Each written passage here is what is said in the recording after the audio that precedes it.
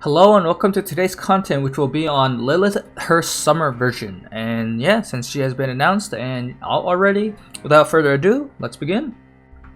For her abilities, it's going to be the Ranger as her main job. As a base unit, she's going to get Charge, Poison Arrow, Shadowbind, Mega Charge, and Barrage.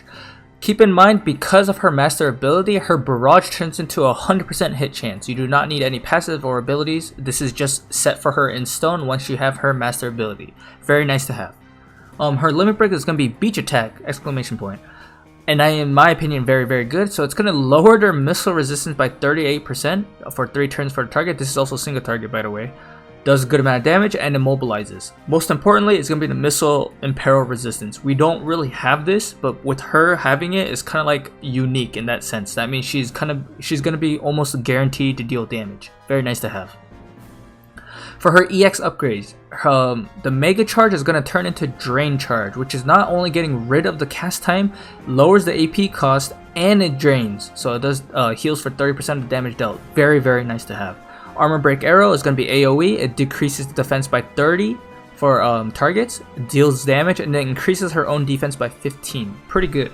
Keep in mind for the Armor Break Arrow, it says decreases defense for only a single turn. So if you use it and then the enemy just goes, well, sorry, the defense is all that debuff's gone just instantly. For sub jobs for Ranger, it's going to be Vigilance, Sharpshoot, Supercharge. Only way to get Sharpshoot is going to be using this sub job. For the dual gunner sub job, we have Rapid Fire, Split Shot, pretty good for the AoE range, Stun Shot, Horizontal Shot, also good for the range, Smokescreen, and then Quadruple Shot. As you can see here, there is no dual trigger, unfortunately. However, Horizontal Shot, Quadruple Shot, and Split Shot are pretty good in how useful they can be in terms of AoE or needing to break like a barrier. For her Paladin sub job, most importantly in my opinion, and what you should be using her for, most importantly, going to be Immortal Spirit, and then she also has Taunting Blade here specifically. As you can see, she does not have Saintly Wall. However, because she has Immortal Spirit, that significantly reduces, it helps her survivability by far. And yeah, those are her sub jobs. I would highly recommend using Paladin just for Immortal Spirit if possible. Here we are for resistances and passives. For Slash, it's going to be negative 15% to Slash, unfortunately, 15% to Pierce, 0 to Strike, 0 to Missile, and negative 10% to Magic. Keep in mind here that she does have a passive that increases her missile resistance by 15%, but I'll get to that very soon. She has 0% AoE, 0% single target. For her level 120 master ability included, she has 4 defense, base 4 defense, and 0 spirit. For her resistances to statuses, it's going to be 50% to stop, pretty good, 50% to blind, not bad, and then 10% for slow, not too bad.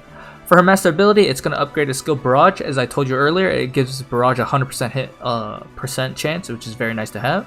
It increases her agility as well by 10% for herself, so she's going to be definitely speedy. She has 3 move, 2 jump, and she's an 80 cost. For her passives, her Ranger lower passive turns into Strong Draw Mastery, which I highly recommend to use because it's also her only passive that has range increase. It's going to increase her range, accuracy, defense, as well as her missile resistance. As you can see, this passive is jam-packed with an insane amount of goodies. You should definitely be using it. Outside of that, another one I could recommend is going to be Holy Knight's Protection for more defense and HP, or if you want her to have good amount of defense penetration, Tune-Up is available for her, as well as increasing her agility even further, so she could be insanely fast if you wanted her to be.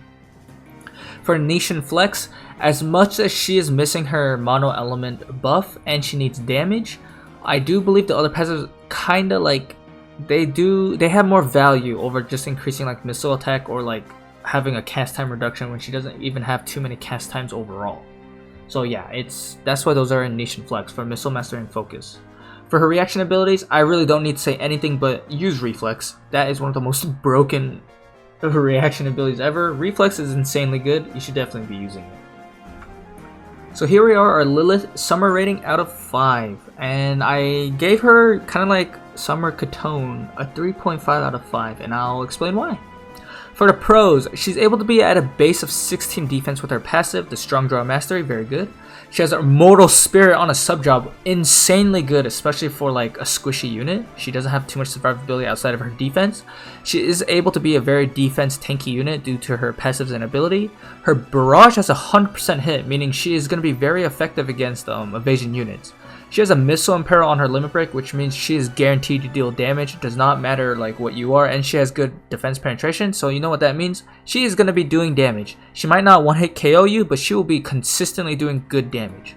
Her Armor Break Arrow is useful to help set up for damage, and it boosts her own defense as well, so she can go even further and beyond with defense, like literally capable of going near like King Mon's defense, literally, if you have the right build. She's capable of 60% base defense penetration due to her passive, and because she can use the Platinum Bow. This means defense builds are going to be very, very weak to her. She also has defense like debuffs, so yeah, she's literally going to be dealing good amount of damage. Reaction, ability, reflex is insanely strong. It's always a bonus to have on a unit. She has a very good array of single target AoE abilities for good damage. Drain Charge is a huge buff because, as I said earlier, it has Drain, AP cost reduction, and cast time being removed compared to Mega Charge, so it's going to be very nice to have for her damage. She can also make use of the Paladin's abilities for slash type damage alongside her already like very good missile. For her cons, unfortunately, she has very poor AP generation abilities. She has literally 0 AP generation on her main job. This means she has to use bells, or she's going to be using one attack and just being done for the rest of the fight. It's kind of sad like how she's forced into that. Her only party buff is really going to be Divine Grace, which almost no one will be using, and I would highly recommend not using too much unless she needs significant like AI tuning.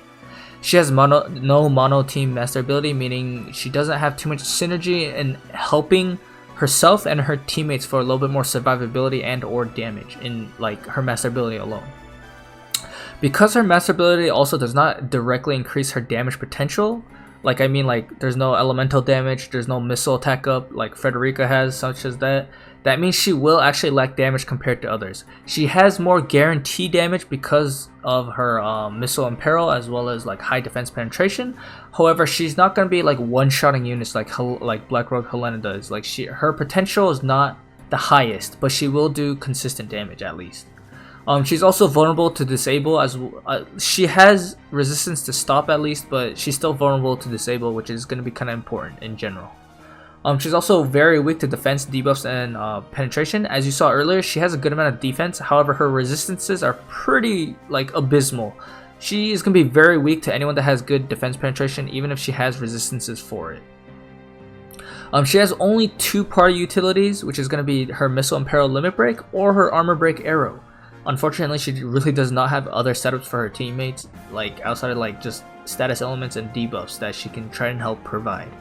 Also, ironically, her Armor Break Arrow's defense debuff is for a single turn. What this means is that if she uses it and then the opponent gets a turn right away after, your Armor Break Arrow defense debuff is gone. That means only Lilyth got that one time defense down, and then now it's gone. So that's why it doesn't feel too great if that does happen. It's not consistent enough because it's not at least 3 turns, it's only 1. Because she has no barrier breaks and her multi-hit is locked to a sub-jog that doesn't have Immortal Spirit, that means she technically does not have a barrier break. It's very depressing on that situation. It's kind of sad that she doesn't have as much utility compared to like a sniper does, unfortunately. Ranger is going to be a little bit more focused on, I guess, damage instead of any utility at all. Basically, overall, she's going to be a selfish DPS unit to kind of like boost her own survivability, but she can't really produce, or should I say provide enough for her team outside of some damage. And I say this because she's not really going to be one-shotting anyone realistically, and 2, because she's already like, she doesn't have the mono team master ability and such to help her team, and her Armor Break Arrow is not at least 2 or 3 turns.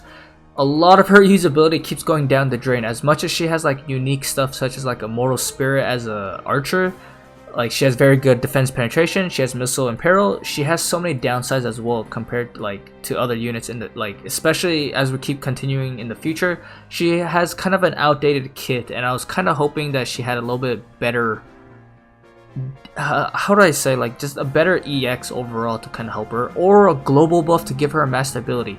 If she had the Earth master ability, I do not mind putting her out as a 4 out of 5 unit, because she has Immortal Spirit as well, and she can help her team do a little bit more. And or maybe Armor Break Arrow also like was 2 or 3 turns instead, or can also do a Dispel, but because she's lacking so much of that extra like utility and damage potential that she can have, I just overall have to give it 3.5 out of 5.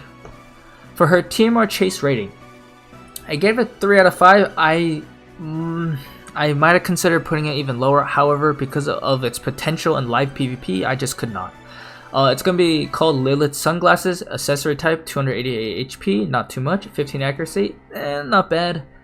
Crit rate of 10 only, not as good as like Tidus's boots, honestly. TMR, which also has good active for more critical in general, only 10% critical like extra is not going to be enough to like kind of use that TMR for that specifically. The active effect at least is going to be called Summer Sharpshoot, and this is where I would say it's insanely good if she uses this in live PvP specifically, because it increases your range by 2 for 1 turn and increases your attack by 40% for 1 turn, and has 2 casts. What this means for live PvP is, guess who has the longest range in the game right now? Frederica and Nivlu. What happens if you give them 2 more extra range on top of that and 40% attack boost? You are going to be doing insane amount of poke damage in terms of live PvP. You can try to set this up in like auto, but remember, it's only 1 turn for yourself for doing that 1 time like range thing. You can force situations better in live PvP with this TMR if you're using a ranger. That's what I'm trying to emphasize on why TMR overall is a 3 out of 5. I do think it's really good for like live PvP. I would give it 4 out of 5. However, in auto, I would give it like a 2 out of 5 if anything. So it kind of balances out. So here are some example setups that can work well with Lilyth Summer. Obviously it's going to be Earth units just because they have like good synergy in terms of vision cards, and she does not have a personal vision card she can use to kind of super buff herself. Obviously Zazan the Unkillable is going to be one of the best setups, because not only can he use Solitary Lion, she can also benefit from the Earth attack and the slash attack penetration. From there, the Titan and Secrets of the Heart vision card can be used on Lilyth so that she can kind of support Zazan in doing his hyper carrying. With this, Titan is going to not only increase damage but also give evasion, or she can use the Secrets of the Heart vision card to give him a lot of luck stat for even more evasion and accuracy.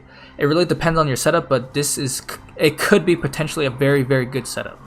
From here we have Luel. If you use the Dreams of Heroism a vision card, which has a decent balance of like attack and defensive stats, but also has magic attack stat. It's kind of hard because there's not too many good Earth vision cards for magic attack, but it could be used. It can be used on Luel here, and then she can Lilyth herself can use the Solitary Lion vision card instead for the Earth attack up for her teammates, so that can be used. From here, once Halloween Ryu gets his EX, not only do they both have Immortal Spirit, I mean Zazan does too, but I didn't say that, but once Halloween Ryu does have it, he can not only make use of that slash resistance penetration from the Solitary Lion vision card if it's in the party, he also has Immortal Spirit, and what happens if you have multiple party units that have Immortal Spirit? It gets very, very hard to kill them. It gets very difficult, unless you have Guts / Immortal Spirit removal. It's gonna be very, very good and effective. And yeah, we've basically arrived to the end of the video. As always, if you like my analysis and my reasoning on why I rated her a 3.5 out of 5, please leave a like and comment or subscribe. And until the next video, peace out.